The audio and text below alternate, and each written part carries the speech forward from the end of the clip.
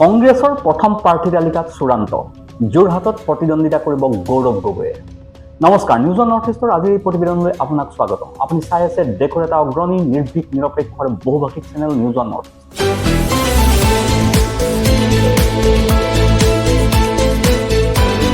যদি আপুনি এতিয়াও আমাৰ এই ভিডিঅ'সমূহ চোৱা নাই, লাইক কৰা নাই, ছাবস্ক্ৰাইব কৰা নাই, তেন্তে সোনকালে কৰক, কাৰণ এই চেনেলটো গদি মিডিয়া নহয়, যাক ক্ষমতাৰ জোৰেৰে সঁচা কথা কোৱাৰ ক্ষেত্ৰত দমন কৰিব পাৰি। বিধানসভা নিৰ্বাচনলৈ আৰু বেছি দিন নাই। উজনি আৰু উত্তৰ অসমৰ সমষ্টিসমূহৰ প্ৰাৰ্থী প্ৰায় চূড়ান্ত কৰিছে বিৰোধী দল কংগ্ৰেছে। শাসকীয় দল বিজেপি আৰু বিৰোধী কংগ্ৰেছ উভয়ে নিৰ্বাচনক লৈ ব্যাপক তৎপৰ হৈ পৰিছে। দিছপুৰৰ মছনদৰ পৰা বিজেপিক উৎখাত কৰাৰ লক্ষ্যৰে কংগ্ৰেছে ৰাজ্যজুৰি আৰম্ভ কৰিছে সময় পৰিৱৰ্তনৰ যাত্ৰা। আনহাতে তৃতীয়বাৰৰ বাবে শাসনৰ বাঘ জৰি লোৱাৰ বাবে বিজেপিয়ে আৰম্ভ কৰিছে জন আশীৰ্বাদ যাত্ৰা। কংগ্ৰেছে ৰাজ্যজুৰি ব্যাপক প্ৰচাৰ অভিযান আৰম্ভ কৰাৰ লগতে বিৰোধী মিত্ৰ দলসমূহৰ সৈতেও আসন বুজাবুজিৰ প্ৰক্ৰিয়া আগুৱাই নিছে। কংগ্ৰেছে আসন বুজাবুজিৰ সমান্তৰালভাৱে নিজ দলৰ প্ৰাৰ্থী পেনেলো চূড়ান্ত কৰাৰ দিশে অগ্ৰসৰ হৈছে।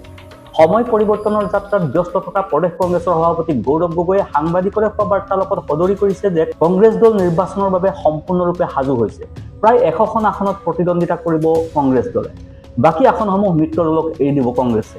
বিজেপিক ৰুধিবলৈ কংগ্ৰেছৰ নেতৃত্বত বিৰোধী ঐক্যবদ্ধ হোৱাৰ দিশে অগ্ৰসৰ হোৱাৰ সমান্তৰালকৈ কংগ্ৰেছে প্ৰায় 40খন আসনৰ বাবে প্ৰথমখন প্ৰাৰ্থী তালিকা প্ৰায় চূড়ান্ত কৰাৰ বাবে সাজু হৈছে।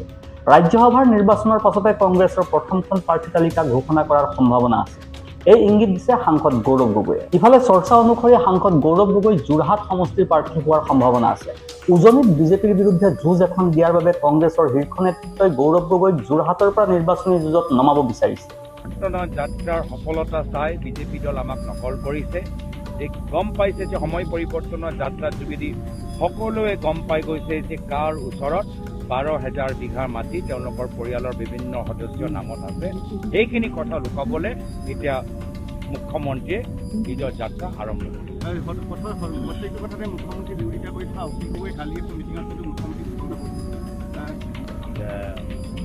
বাৰ্তা তেওঁ দিলে তেওঁ সোধাটো উচিত হ'ব। ইতিমধ্যে এটা কথা গুৰুত্বপূৰ্ণ অভিযোগ ইতিমধ্যে আপোনালোকে নিজৰ প্ৰশ্নৰ যোগেদি আগবঢ়াইছে। ইয়াৰ ওপৰত আমি আৰু তথ্য ওলাই ইয়াৰ ওপৰত যি উচিত প্ৰতিক্ৰিয়া আমাক দিব লাগে ভালকৈ আমি অধ্যয়ন কৰি আমি ইয়াৰ ওপৰত এই বিষয়ৰ ওপৰত আমি প্ৰতিক্ৰিয়া পিছত দিম। বৰ্তমানৰ অসমৰ মুখ্যমন্ত্ৰী আটাইতকৈ দুৰ্নীতিগ্ৰস্ত মুখ্যমন্ত্ৰী। নিশ্চয় তেখেতক আদৰ্শ লৈ তেওঁলোকৰ মন্ত্ৰীসকল বিজেপি চৰকাৰৰ মন্ত্ৰীসকল মুখ্যমন্ত্ৰীক অনুকৰণ কৰি আছে। মুখ্যমন্ত্ৰী সকলোকে শিকাই থৈ গ'ল যে কেনেদৰে নিজৰ পৰিবাৰৰ নামত চৰকাৰী আঁচনি সুবিধা ল'ব পাৰে, মাটি কিনিব পাৰে, ব্যৱসায় আৰম্ভ কৰিব পাৰে।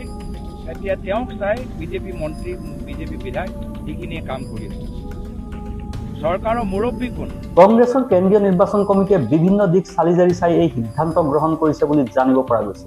ইফালে মিত্ৰ দলক লৈ সমস্যা নথকা সমষ্টিক লৈ কংগ্ৰেছে প্ৰথমখন প্ৰাৰ্থী তালিকা সাজু কৰিছে। বিশেষকৈ উজনি আৰু উত্তৰ অসমৰ সমষ্টিৰ প্ৰাৰ্থী প্ৰায় চূড়ান্ত কৰা হৈছে। লক্ষণীয় বিষয় যে বিৰোধী দলসমূহৰ সৈতে আসন বুজাবুজিৰ প্ৰক্ৰিয়াৰ সমান্তৰালভাৱে নিজ দলৰ প্ৰাৰ্থী পেনেল চূড়ান্ত কৰাৰ দিশেও অগ্ৰসৰ হৈছে ৰাজ্যৰ প্ৰধান বিৰোধী দল কংগ্ৰেছ। সম্প্ৰতি বিজেপি মিত্ৰজোঁটৰ দুৰ্গৰূপে পৰিচিত হৈ থকা উজনি আৰু উত্তৰ অসমৰ 43টা সমষ্টিৰ ভিতৰত 30টা সমষ্টিৰ বাবে দলীয় প্ৰাৰ্থী পেনেল যুগুতাইছে কংগ্ৰেছে। প্ৰদেশ কংগ্ৰেছৰ এগৰাকী জ্যেষ্ঠ মুখপাত্ৰই জনোৱা মতে 7 মাৰ্চত নতুন দিল্লীত কংগ্ৰেছৰ স্ক্ৰিনিং কমিটিৰ গুৰুত্বপূৰ্ণ বৈঠক অনুষ্ঠিত হ'ব। অসমৰ নিৰ্বাচনৰ বাবে AICCয়ে প্ৰিয়ংকা গান্ধীৰ অধ্যক্ষতাত গঠন কৰা স্ক্ৰিনিং কমিটিৰ বৈঠকৰ বাবে ইতিমধ্যে প্ৰাৰ্থী পেনেল চূড়ান্ত কৰিছে ৰাজীৱ ভৱনে। দিল্লীত হ'বলগীয়া বৈঠকত প্ৰদেশ কংগ্ৰেছৰ সভাপতি গৌৰৱ গগৈ, সাংসদ প্ৰদ্যুৎ বৰদলৈ, প্ৰাক্তন সাংসদ ৰিপুন বৰা, সাংসদ ৰকিবুল হুছেইনকে ধৰি শীৰ্ষ নেতাসকলে অংশগ্ৰহণ কৰিব। এই বৈঠকতে প্ৰদেশ কংগ্ৰেছৰ অসমৰ প্ৰাৰ্থী পেনেল সন্দৰ্ভত আলোচনা কৰি প্ৰাৰ্থী তালিকা চূড়ান্ত কৰা হ'ব। জ্যেষ্ঠ মুখপাত্ৰগৰাকীয়ে জনোৱা মতে স্ক্ৰিনিং কমিটিৰ বৈঠকত প্ৰথম পৰ্যায়ত মিত্ৰ দলৰ মাজত প্ৰাৰ্থিত্বক লৈ বিবাদ নথকা উজনি আৰু উত্তৰ অসমৰ সমষ্টিৰ প্ৰাৰ্থী তালিকা চূড়ান্ত কৰা হ'ব। উজনি অসমৰ শদিয়াৰ পৰা বোকাখাতলৈ আৰু উত্তৰ অসমৰ জোনাইৰ পৰা ঢেকীয়াজুলিলৈকে 43টা সমষ্টি আছে। ইয়াৰে প্ৰায় 13টা বিধানসভা সমষ্টি কংগ্ৰেছে মিত্ৰ দল অসম জাতীয় পৰিষদ, ৰাইজৰ দল আৰু বাওঁপন্থী দল CPIMLক এৰি দিয়াৰ ক্ষেত্ৰত সহমত পোষণ কৰিছে। এনে পৰিপ্ৰেক্ষিততে কংগ্ৰেছে মিত্ৰ দলক এৰি দিবলগীয়া উজনি অসম আৰু উত্তৰ অসমৰ সমষ্টিকেইটাক বাদ দি স্ক্ৰিনিং কমিটিৰ বৈঠকত আন সমষ্টিকেইটাৰ প্ৰাৰ্থী পেনেলক লৈ আলোচনা কৰা হ'ব। কংগ্ৰেছে মিত্ৰ দল অসম জাতীয় পৰিষদক শদিয়া, খোৱাং, ডিব্ৰুগড়, মাহমৰা, ধেমাজি, সৰুপথাৰ সমষ্টি এৰি দিয়াৰ বাবে ইতিমধ্যে সন্মতি প্ৰকাশ কৰিছে।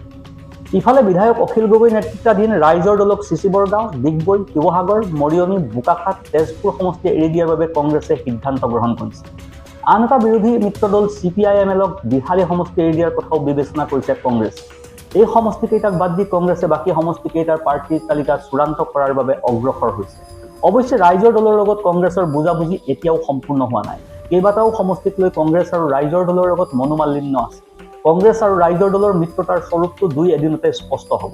ইফালে চৰ্চা অনুসৰি মাৰ্ঘেৰিটা সমষ্টিত কংগ্ৰেছে প্ৰাৰ্থিত্ব দিব পৰা সমষ্টিটোৰ দীৰ্ঘকালৰ প্ৰাক্তন বিধায়ক তথা বৰ্তমানৰ নগাঁও লোকসভা সমষ্টিৰ সাংসদ প্ৰদ্যুৎ বৰদলৈৰ পুত্ৰ প্ৰতীক বৰদলৈ। বিজেপিৰ ভাস্কৰ শৰ্মাৰ হাতত শোচনীয়ভাৱে পৰাজিত হৈ প্ৰাক্তন মন্ত্ৰী প্ৰদ্যুৎ বৰদলৈ নিজেই মাৰ্ঘেৰিটা সমষ্টি এৰি ধৰ্মীয় সংখ্যালঘু বসতি প্ৰধান নগাঁও লোকসভা সমষ্টিলৈ ঢাপলি মেলি সাংসদ হিচাপে নিৰ্বাচিত হৈছিল।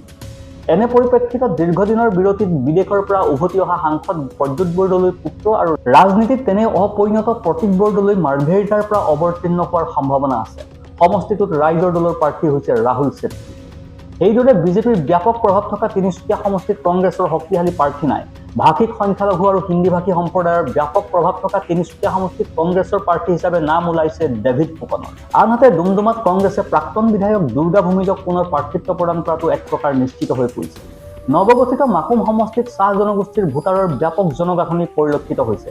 এই সমষ্টিটোত বিজেপিয়ে এজন চাহ জনগোষ্ঠীৰ প্ৰাৰ্থীক প্ৰক্ষেপ কৰাৰ যোজা চলোৱাৰ বিপৰীতে কংগ্ৰেছে চাবুৱাৰ প্ৰাক্তন বিধায়ক ৰাজু চাহুক প্ৰাৰ্থিত্ব প্ৰদানৰ বাবে পেনেলত নাম পঠিওৱা বুলি জানিব পৰা গৈছে। সেইদৰে চাবুৱা লহাল সমষ্টিৰ বাবে কংগ্ৰেছৰ প্ৰাৰ্থী পেনেলত আছে প্ৰাক্তন কেন্দ্ৰীয় মন্ত্ৰী তথা প্ৰদেশ কংগ্ৰেছৰ প্ৰাক্তন সভাপতি পৱন সিং ঘাটোৱাৰৰ পুত্ৰ প্ৰাঞ্জল ঘাটোৱাৰ।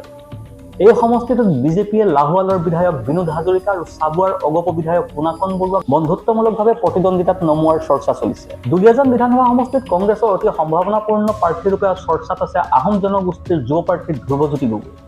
লক্ষণীয় বিষয় যে 2021 চনৰ নিৰ্বাচনত বিৰোধীৰ ভোট বিভাজনৰ বাবেহে বিগত বিধানসভা নিৰ্বাচনত দুলীয়াজানত পৰাজিত হ'বলগীয়া হৈছিল কংগ্ৰেছৰ যুৱ প্ৰাৰ্থী ধ্ৰুৱজ্যোতি গগৈ। 2021 চনৰ নিৰ্বাচনত বিজেপিৰ তেৰছ গোৱালাই 54,762টা ভোট লাভ কৰাৰ বিপৰীতে কংগ্ৰেছৰ ধ্ৰুৱজ্যোতি গগৈয়ে 46,652টা ভোট আৰু আন এটা বিৰোধী দল অসম জাতীয় পৰিষদৰ লুৰিণজ্যোতি গগৈয়ে 24,192টা ভোট লাভ কৰিছিল। অৰ্থাৎ বিৰোধী দল কংগ্ৰেছ আৰু অসম জাতীয় পৰিষদৰ প্ৰাৰ্থী দুজনে মুঠ ভোট পাইছিল 70,844টা। বিগত নিৰ্বাচনত দুলীয়াজানত কংগ্ৰেছ আৰু অজাপৰ এজন উমৈহতীয়া প্ৰাৰ্থী হোৱা হলে প্ৰায় 16,000 ভোটত সমষ্টিটোত বিৰোধীয়ে দখল কৰাৰ সম্ভাৱনা আছিল। দুলীয়াজান সমষ্টিত চাহ জনগোষ্ঠীৰ ভোটাৰৰ সমান্তৰালভাৱে আছে আহোম জনগোষ্ঠীৰো বৃহৎ সংখ্যক ভোটাৰ। সমষ্টিটোত কংগ্ৰেছৰ ধ্ৰুৱজ্যোতি গগৈৰ উপৰিও পৰাণজ্যোতি গগৈৰ নাম পেনেলত অন্তৰ্ভুক্ত হোৱা বুলি জানিব পৰা গৈছে। সমষ্টিটোত ৰাজীৱ সিংহ বৰা, ৰাজীৱ ফুকন, স্মিতা গগৈ আদিয়েও বিচাৰিছে কংগ্ৰেছৰ প্ৰাৰ্থিত্ব। নাহৰকটীয়াত মুখ্যমন্ত্ৰীৰ ঘনিষ্ঠ বিজেপি বিধায়ক তৰংগ গগৈৰ বিৰুদ্ধে কংগ্ৰেছে প্ৰাক্তন মন্ত্ৰী প্ৰণতি ফুকনক প্ৰাৰ্থিত্ব দিব বুলি চৰ্চা চলিছে। টিংখাঙত উদ্যোগ আৰু সাংস্কৃতিক বিভাগৰ মন্ত্ৰী বিমল বৰাৰ বিৰুদ্ধে কংগ্ৰেছে প্ৰাৰ্থিত্ব দিব আহোম জনগোষ্ঠীৰ প্ৰতিনিধি হিচাপে প্ৰয়াত মুখ্যমন্ত্ৰী তৰুণ গগৈৰ অতি ঘনিষ্ঠ প্ৰাক্তন বিষয়া বিপুল গগৈক। টিংখাঙত আছে আহোম জনগোষ্ঠীৰ সংখ্যাগৰিষ্ঠ ভোটাৰ। সোণাৰী সমষ্টিৰ বাবে কংগ্ৰেছে উৎপল গগৈৰ নাম পেনেলত ৰাখিছে। শিৱসাগৰ জিলাৰ নাজিৰা সমষ্টিৰ বাবে বিৰোধী দলপতি দেৱব্ৰত শইকীয়া আৰু ডিমৌ সমষ্টিৰ বাবে অজয় গগৈৰ নাম প্ৰাৰ্থী পেনেলত অন্তৰ্ভুক্ত কৰিছে কংগ্ৰেছে। সমষ্টি পুনৰ নিৰ্ধাৰণৰ পাছত তিতাবৰ সমষ্টিত চাহ জনগোষ্ঠীৰ ভোটাৰ লক্ষণীয়ভাৱে বৃদ্ধি পোৱা তিতাবৰৰ প্ৰাৰ্থী পেনেলত বিধায়ক ভাস্কৰ বৰুৱাৰ উপৰিও প্ৰাণ কুৰ্মীৰ নাম অন্তৰ্ভুক্ত কৰা হৈছে। ইফালে যোৰহাট সমষ্টিৰ বাবে নাই কংগ্ৰেছৰ পৰা জয়ী হ'ব পৰাকৈ কোনো শক্তিশালী প্ৰাৰ্থী, যাৰ বাবে কংগ্ৰেছ নেতৃত্বই যোৰহাটত সাংসদ গৌৰৱ গগৈক প্ৰাৰ্থিত্ব দিয়াৰ সিদ্ধান্ত গ্ৰহণ কৰা বুলি দলীয় সূত্ৰৰ পৰা জানিব পৰা গৈছে। অৱশ্যে প্ৰাৰ্থী পেনেলত প্ৰশান্ত দত্ত, কৃষাণু বৰুৱা, দিব্যজ্যোতি লেখক, গীতাৰ্থ শৰ্মা বৰুৱাৰ নামো আছে। তিয়কত কংগ্ৰেছৰ প্ৰাৰ্থিত্বৰ দাবীদাৰ হৈছে প্ৰয়াত বিধায়ক মেম্বৰ গগৈৰ বোৱাৰী পল্লৱী শইকীয়া গগৈ। দেৰগাঁও সমষ্টিৰ বাবে সাগৰিকা বৰা, ভূপেন গগৈ, পৰাণজ্যোতি শইকীয়া। গোলাঘাট বিধানসভা সমষ্টিৰ বাবে বিতুপন শইকীয়া, দীপাংকৰ বৰা। খুমটাই সমষ্টিৰ বাবে সৰুপথাৰৰ প্ৰাক্তন বিধায়ক ৰজবীনা তিৰ্কী আৰু পৰাণজ্যোতি শইকীয়াৰ নাম প্ৰাৰ্থী পেনেলত অন্তৰ্ভুক্ত কৰিছে কংগ্ৰেছে। মাজুলীত প্ৰাক্তন মন্ত্ৰী ৰাজীৱ লোচন পেগুৰ উপৰিও বিষ্ণু কমল পায়েঙৰ নাম কংগ্ৰেছৰ পেনেলত অন্তৰ্ভুক্ত হৈছে। আনহাতে জোনাই সমষ্টিত ৰাজু মেদক, ঢকুৱাখানা সমষ্টিত আনন্দ নৰহ আৰু সুৰজিৎ দলে, লখিমপুৰ সমষ্টিত ঘন বুঢ়াগোহাঁই আৰু প্ৰাক্তন সাংসদ ৰাণী নৰহ, ৰঙানদী সমষ্টিত পংকজ শইকীয়া, বিহপুৰীয়া সমষ্টিত নাৰায়ণ ভূঞাৰ লগতে নৱজ্যোতি বৰা আৰু হেমন্ত গগৈ, গহপুৰত শংকৰ কুটুম, নাওবৈছাত ডাক্তৰ জয়প্ৰকাশ দাস, বিশ্বনাথত জয়ন্ত বৰা, ডাক্তৰ ৰঞ্জন গগৈ আৰু মৃগেন ভাগৱতী, শোণিতপুৰ জিলাৰ নদুৱাৰ সমষ্টিত দাদুল বৰকাকতি, প্ৰাক্তন সাংসদ আৰ পি শৰ্মা, পাৰ্থজ্যোতি বৰা আৰু আৰমান আলী, বৰছলা সমষ্টিত প্ৰাক্তন সাংসদ ৰিপুণ বৰা, ৰঙাপাৰা সমষ্টিত কাৰ্তিক কুৰ্মী আৰু বীৰেন ভূঞা, ঢেকীয়াজুলি সমষ্টিত বাতাস উৰাণ, প্ৰাণেশ্বৰ বসুমতাৰী, বেনু নাথৰ নাম কংগ্ৰেছৰ প্ৰাৰ্থী পেনেলত অন্তৰ্ভুক্ত হোৱা বুলি জানিব পৰা গৈছে। এনেদৰে প্ৰথমখন প্ৰাৰ্থী তালিকাৰ বাবে সাজু হৈছে কংগ্ৰেছ। এইখিনিতে আপোনালৈ আমাৰ এটি বিনম্ৰ অনুৰোধ আছে। এই ভিডিঅ'টো আপুনি লাইক কৰক, আমাৰ এই নিউজ ওৱান নৰ্থ ইষ্ট চেনেলটো ছাবস্ক্ৰাইব কৰক আৰু আপুনি ক'ৰ পৰা আমাৰ এই ভিডিঅ'টো চাইছে কমেণ্টত জনাওক। আপোনাৰ বাবে এইটো 1 ছেকেণ্ডৰ কথা, কিন্তু আমাৰ বাবে ই আটাইতকৈ ডাঙৰ শক্তি আৰু উৎসাহ। আপোনাৰ সহযোগিতাই আমাক সত্য উদ্ঘাটনৰ ক্ষেত্ৰত বহু সাহস যোগায়। তলৰ কমেণ্ট ছেকশ্যনত আপোনাৰ মনৰ কথা শ্বেয়াৰ কৰিব, কাৰণ আপোনাৰ কণ্ঠই হৈছে আমাৰ মূল শক্তি। Bureau' report, news one north east.